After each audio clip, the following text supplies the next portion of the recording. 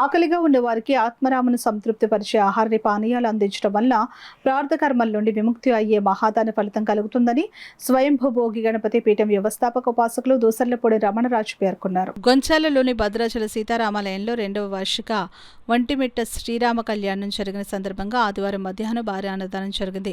రమణరాజు పాల్గొని అన్న సమారాధన ప్రారంభించారు. ఆలయ కమిటీ అధ్యక్షులు పేర్నేడి వెంకటరమణ, నాగ శివకుమారి దంపతుల ఆధ్వర్యంలో 3,000 మందికి అన్నదాన నిర్వహణ జరిగింది. గణపతి పీఠం ఆధ్వర్యాన 2011లో ద్వారపూడికి పల్లకి పాదయాత్ర చేసిన స్ఫూర్తిగా 15 ఏళ్లు భద్రాచలం పాదయాత్ర చేయడానికి మూల కారణమని రమణరాజు వరలక్ష్మి దంపతులను గ్రామ పెద్దలు సీతారాముల శేష వస్త్రాలు బహుకరించి సత్కరించారు. ఆలయ కమిటీ సభ్యులు పాల్గొన్నారు. భద్రాచలంలో కళ్యాణం జరుగుతుంది. ఈ గొంచాల్లో ఉన్నటువంటి రామాలయంలో భద్రాచలంలో సీతారాములు ఎలా ఉంటారో అవే విగ్రహాలు ఇక్కడ ఉన్నాయి. కానీ ఇక్కడ కళ్యాణం ఒంటిమిట్టలో ఎలా జరుగుతుందో ఆ విధంగా చంద్రోదయ వేళలో జరుగుతుంది.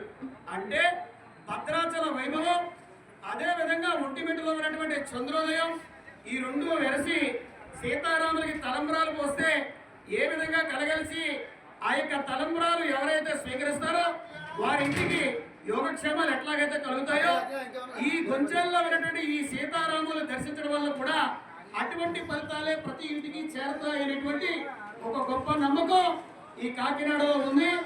ఇప్పుడు ఈ ఒంటిమిట్ట కళ్యాణం ఇక్కడ జరిగేటువంటి క్రతువు వలన ఈ రాష్ట్ర వ్యాప్తంగా ఒంటిమిట్టలో ప్రభుత్వం చేసేటువంటి ఆచార సంప్రదాయం ఈ జిల్లా ప్రజల్లో అందరిలోనూ కూడా కలిగింది.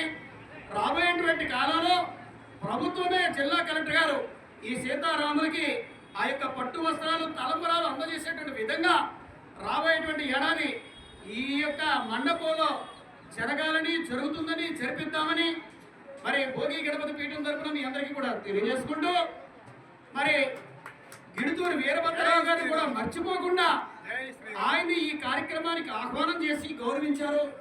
కాబట్టి పెద్దవారిని మర్చిపోకుండా మనం ఆరాధన చేసుకోవడం అనేటువంటి చాలా గొప్ప విషయం.